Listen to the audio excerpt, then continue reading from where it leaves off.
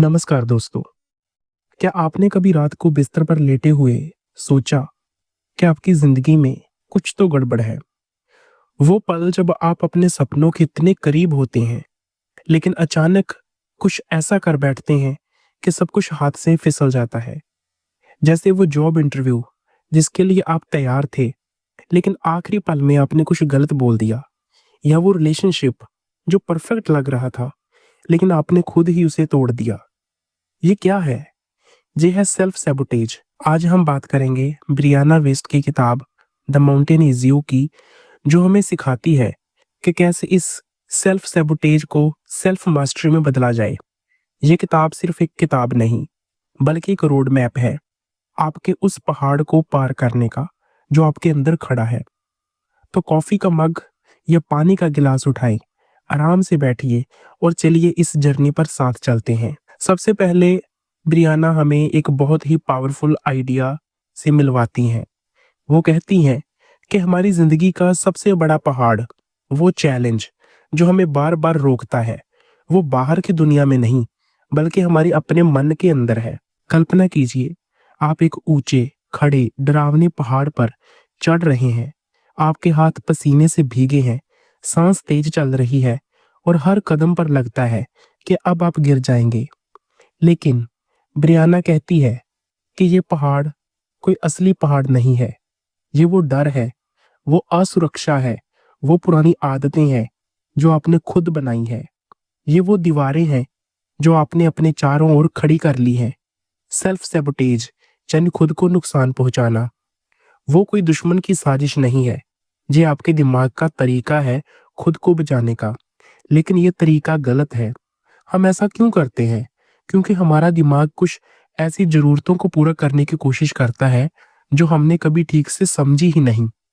जैसे किताब में एक रिलेटेबल उदाहरण है। मान लीजिए एक लड़की है जिसे बचपन में ऐसा लगता था कि खुशी हमेशा छिन जाती है। मम्मी पापा के झगड़े, घर का माहौल, उसने देखा कि जब भी वो खुश होती थी, कुछ ना कुछ बुरा हो जाता था। अब वो बड़ी हो गई और एक अच्छा रिलेशनशिप मिला, लेकिन जैसे ही चीजें अच्छी होने लगती हैं, वो खुद ही झगड़े शुरू कर देती है। क्यों? क्योंकि उसके दिमाग में खुशी का मतलब है खतरा। वो डरती है कि अगर वो सचमुच खुश हो गई तो वो खुशी छिन जाएगी, तो वो खुद ही उसे मोड़ देती है। क्या आपने कभी ऐसा किया है? जैसे ऑफिस में आपको प्रमोशन मिलने वाला है, आप मेहनत करते हैं, लेकिन आखिरी पल में आप लेट आने लगते हैं, छोटी छोटी गलतियां करने लगते हैं। क्यों? क्योंकि कहीं ना कहीं आपके मन में डर है कि ज्यादा जिम्मेदारी आपको तोड़ देगी, या शायद आपको लगता है कि आप इसके लायक ही नहीं है। ब्रियाना कहती है कि ये डर, ये इरेशनल फियर हमारे पुराने अनुभवों से आते हैं। हमने कहीं ना कहीं सफलता को खतरे से जोड़ लिया है, लेकिन इसे बदलने का रास्ता है। सबसे पहला कदम है डिनायल से बाहर निकलना। हमें मानना होगा कि हम खुद को सैबोटेज कर रहे हैं। हमें अपनी जिम्मेदारी लेनी होगी, और सबसे जरूरी, हमें रेडिकल चेंज के लिए तैयार रहना होगा। ब्रियाना एक और उदाहरण देती है, एक शख्स का जो बार बार जॉब बदलता था। हर बार लगता था कि इस बार सब ठीक होगा, लेकिन वो फिर वही गलतियां करता। प्रोक्रेस्टिनेशन, लापरवाही। आखिरकार एक दिन उसकी जॉब चली गई। वो रॉक बॉटम पर पहुंच गया। वो पल जब सब कुछ खत्म लगता है। लेकिन ब्रियाना कहती है कि रॉक बॉटम असल में टर्निंग पॉइंट होता है।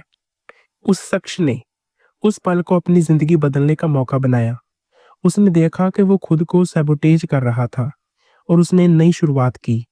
ये हिस्सा आपको हिलाकर रख देगा, खासकर अगर आप अपनी जिंदगी में रुके हुए महसूस कर रहे हैं। ये आपको बताता है कि बदलाव मुमकिन है। बस आपको अपने पुराने खुद को छोड़ना होगा और नए रास्ते पर चलना होगा। ब्रियाना एक और हैरान करने वाला आइडिया लाती हैं। वो कहती हैं कि सेल्फ सैबोटेज जैसी कोई चीज नहीं होती। सुनकर अजीब लगता है ना, लेकिन वो इसे एक नए नजरिए से समझाती हैं। वो कहती हैं कि सेल्फ सैबोटेज सजा नहीं है, बल्कि प्रोटेक्शन है। हमारा सबकॉन्शियस माइंड, यानी हमारा अवचेतन मन, इसे इस्तेमाल करता है ताकि हमें कुछ अनकही जरूरतों को पूरा करने का रास्ता मिले। ये ज़रूरतें हो सकती हैं प्यार, सिक्योरिटी या वैलिडेशन, लेकिन ये तरीका हमें नुकसान पहुँचाता है। किताब में एक रिलेटेबल उदाहरण है। मान लीजिए आपको एक शानदार जॉब मिली, आप खुश हैं, सब कुछ अच्छा चल रहा है, लेकिन अचानक आप प्रोक्रेस्टिनेशन शुरू कर देते हैं। छोटी-छोटी डेडलाइन्स मिस करने लगते हैं। क्यों? क्योंकि आपके दिमाग में एक अपर लिमिट है, खुशी की एक सीमा। आपको लगता है कि इतनी खुशी आपके लिए नहीं है, तो आप खुद को वापस अपने कंफर्ट ज़ोन में खींच लेते हैं। या फिर एक और उदाहरण है अपरूटिंग। कुछ लोग बार-बार नई शुरुआत करते हैं, नई जॉब, नया शहर, नया रिलेशनशिप, लेकिन असल में वो अपनी असली समस्याओं से भाग रहे हैं। ब्रियाना कहती है कि ये सब हमारे कोर कमिटमेंट्स से आता है। जैसे अगर आपको ट्रस्ट करने में दिक्कत है या आपको लगता है कि आप प्यार के लायक नहीं, तो आप बार-बार खुद को सैबोटेज करेंगे। इसे ठीक करने का तरीका क्या है? ब्रियाना कहती है कि सबसे पहले अपनी समस्याओं की जड़ को समझें, अपने इमोशंस को वैलिडेट करें। जैसे अगर आपको गुस्सा आ रहा है, तो उसे दबाएं नहीं। पूछें, ये गुस्सा कहाँ से आ रहा है? शायद आपकी कोई ज़रूरत पूरी नहीं हो रही। और सबसे ज़रूरी, एक्शन लें, बिना ये इंतज़ार किए कि आप रेडी फ़ील करें। किताब में एक और रिलेटेबल उदाहरण है, परफेक्शनिज़्म। मान लीजिए आप एक बिज़नेस शुरू करना चाहते हैं, लेकिन आप शुरू ही नहीं करते क्योंकि आपको लगता है कि सब कुछ परफेक्ट होना चाहिए। आप प्लान बनाते हैं, रिसर्च करते हैं, लेकिन लॉन्च करने का वक़्त आता है, तो आप टाल-मटोल शुरू कर देते हैं। ये असल में फेलियर से बचने का तरीका है, लेकिन ये आपकी ज़िंदगी को रोक देता है। इस हिस्से का मुख्य आइडिया ये है कि सेल्फ सैबोटेज आपके दिमाग का प्रोटेक्शन मैकेनिज़्म है। इसे खत्म करने के लिए अपने इमोशंस को समझें, छोटे-छोटे कदम उठाएँ और कंसिस्टेंट रहें। ये बातें आपको सोचने पर मजबूर कर देंगी कि आपकी आदतें असल में क्या छुपा रही हैं। और हाँ, याद रखिए, बदलाव फीलिंग से नहीं, बल्कि एक्शन से आता है। अब ब्रियाना हमें एक और पावरफुल कॉन्सेप्ट से मिलवाती हैं। वो कहती हैं कि आपके ट्रिगर्स, वो चीज़ें जो आपको गुस्सा, दुःख या बेचैनी देते हैं, वो असल में आपके लिए गाइड हैं। जी हाँ, वो नेगेटिव इमोशंस जैसे गुस्सा, दुःख, गिल्ट, जलन या पछतावा, ये सब आपके लिए सिग्नल है, जो आपको बताते हैं कि आपके अंदर क्या ठीक करने की ज़रूरत है। ब्रियाना कहती है कि इन इमोशंस का एक फंक्शन होता है। जैसे गुस्सा ट्रांसफॉर्मेटिव होता है, ये आपको एक्शन लेने के लिए पुश करता है। किताब में एक उदाहरण है, मान लीजिए आपको अपने जॉब में बार-बार रिज़ेंटमेंट फ़ील होता है। हर दिन आप ऑफ़िस जाते हैं और कुछ ना कुछ ऐसा होता है कि आपको गुस्सा आता है। ब्रियाना कहती है कि ये गुस्सा सिग्नल है कि आपको अपनी बाउंड्रीज़ सेट करनी है। शायद आपको अपने बॉस से खुलकर बात करनी है या अपनी प्रायोरिटीज़ को रीअरेंज करना है। या फिर डर, वो क्रॉनिक फ़ियर जो हमें हर वक़्त परेशान करता है। ब्रियाना कहती है कि ये डर असल में प्रोजेक्शन है। हम भविष्य में क्या हो सकता है, उसका डर बनाकर आज को बर्बाद कर देते हैं। जैसे अगर आप सोचते हैं कि अगर मैंने ये नई जॉब ट्राई की और फेल हो गया, तो क्या होगा? तो ये डर आपको कोशिश करने से रोक देता है। इसे ओवरकम करने का तरीका है कि जो आपके कंट्रोल में नहीं है, उसे स्वीकार करो और जो है, उस पर काम करो। ब्रियाना कहती है कि अपनी ज़रूरतों को वैलिडेट करें। जैसे अगर आपको वैलिडेशन चाहिए या कनेक्शन चाहिए या सिक्योरिटी चाहिए, तो उसे स्वीकार करें। किताब में एक रिलेटेबल उदाहरण है जलन का। मान लीजिए आप अपने दोस्त की सक्सेस को देखकर जलन महसूस करते हैं। वो नई कार खरीदता है या उसकी जॉब में तरक्की होती है और आपको बुरा लगता है। ब्रियाना कहती है कि ये जलन असल में सिग्नल है। ये दिखाती है कि आप भी वैसी सक्सेस चाहती हैं। ये आपकी डिज़ायर को हाईलाइट करती है। तो इसे नेगेटिव की तरह देखने की बजाय इसे गाइड बनाएं। पूछें, मैं ऐसा क्या कर सकता हूँ कि मुझे भी वो हासिल हो? ब्रियाना हमें सिखाती है कि अपने इंस्टिंक्ट और डर को अलग करना सीखो। इंस्टिंक्ट वो है जो आपको अभी इस पल में गाइड करता है। जैसे आपको लगता है कि ये जॉब आपके लिए सही नहीं है, ये आपका इंस्टिंक्ट है। लेकिन डर, डर वो है जो भविष्य की चिंता में आपको जकड़ लेता है। जैसे अगर मैंने जॉब छोड़ी तो पैसों का क्या होगा? और सबसे बेसिक चीज, सेल्फ केयर। ब्रियाना कहती है कि अच्छा खाना, पर्याप्त नींद और अपने लिए समय निकालना, ये छोटी छोटी चीजें आपके इमोशंस को बैलेंस करती है। किताब में एक उदाहरण है, एक लड़की जो हमेशा स्ट्रेस में रहती थी, वो रात को देर तक जागती, जंक फूड खाती और खुद को टाइम नहीं देती। लेकिन जब उसने सेल्फ केयर शुरू किया, जैसे रोज 10 मिनट मेडिटेशन, हेल्दी खाना, तो उसके इमोशंस बैलेंस होने लगे। इस हिस्से का मुख्य आइडिया है कि आपके ट्रिगर्स आपकी आजादी के रास्ते हैं। उन्हें सुनें, समझें और सेल्फ केयर से शुरुआत करें। ये बातें आपको अपने डर को ताकत में बदलने की प्रेरणा देती हैं। अब बात करते हैं इमोशनल इंटेलिजेंस की। ये हिस्सा आपके अंदर की ताकत को जगाने वाला है। ब्रियाना कहती है कि सेल्फ सैबोटेज की सबसे बड़ी वजह है हमारी कम इमोशनल इंटेलिजेंस, यानी हम अपने इमोशंस को समझते ही नहीं, मैनेज करते ही नहीं। लेकिन इसे बिल्ड करना पर्सनल ग्रोथ का बेस है। इमोशनल इंटेलिजेंस का मतलब है सेल्फ अवेयरनेस, खुद को समझना और अपने इमोशंस को मैनेज करना और दूसरों के इमोशंस को समझना। किताब में एक उदाहरण है, इंट्रूसिव थॉट्स, यानी वो नेगेटिव विचार जो बार बार आते हैं, जैसे मैं फेल हो जाऊंगा, मैं इसके लायक नहीं हूं। ब्रियाना कहती है कि ये विचार हमारे अनरिजॉल्व्ड इश्यूज से आते हैं। जैसे अगर आप बचपन में बार बार क्रिटिसाइज हुए, तो आपके दिमाग में ये बात बैठ गई है कि आप कभी अच्छे नहीं हो सकते।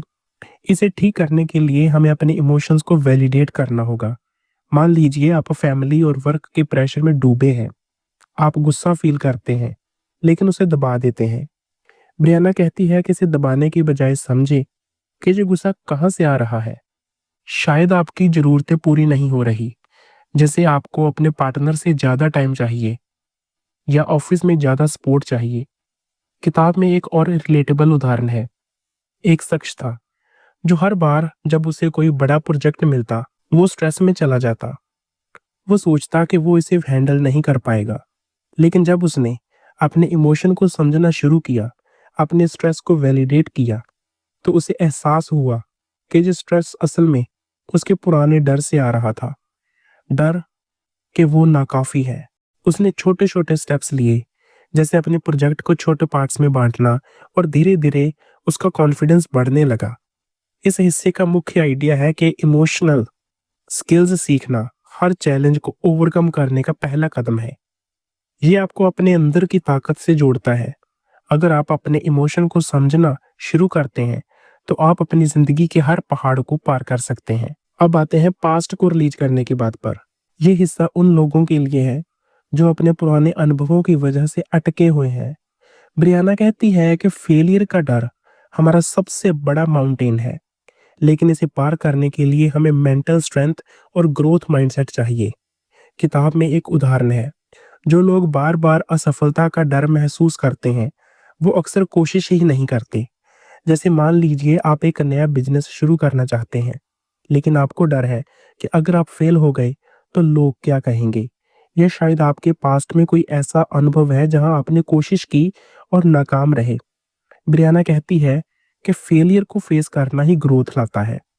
किताब में एक और रिलेटेबल उदाहरण है, एक लड़की जो बार बार गलत रिलेशनशिप में फंसती थी।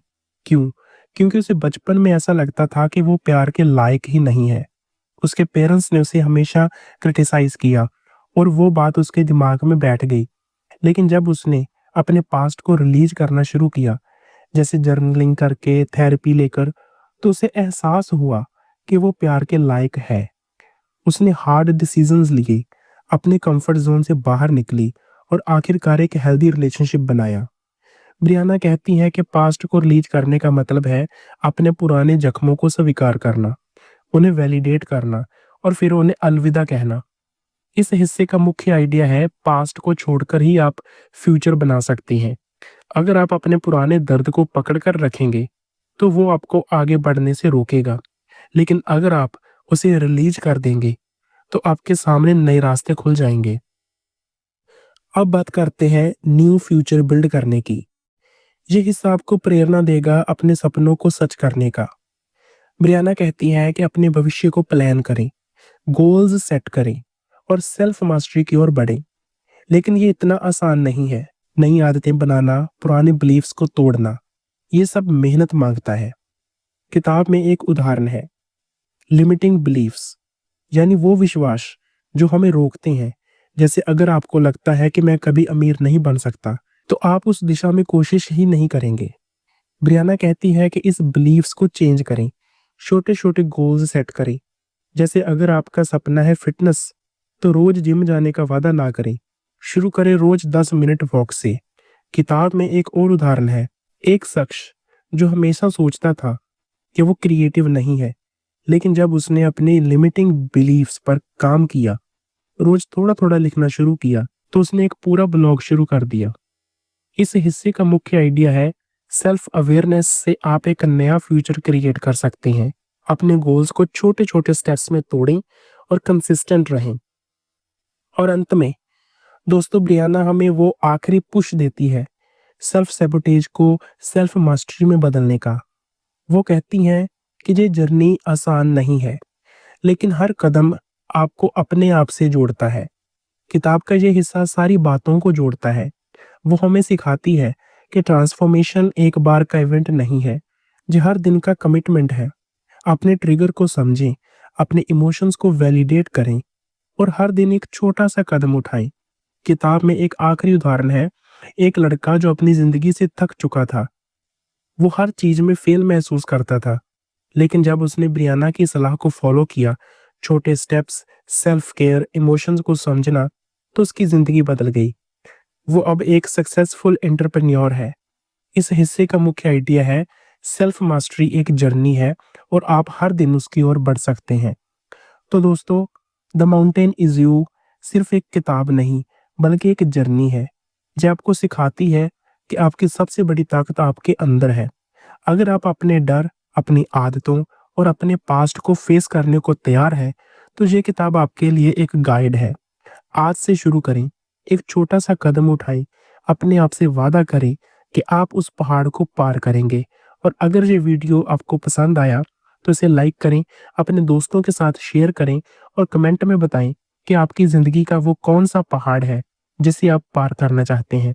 सब्सक्राइब करना ना भूलें, ताकि हम साथ मिलकर ऐसी और मोटिवेशनल जर्नी पर चल सकें। धन्यवाद।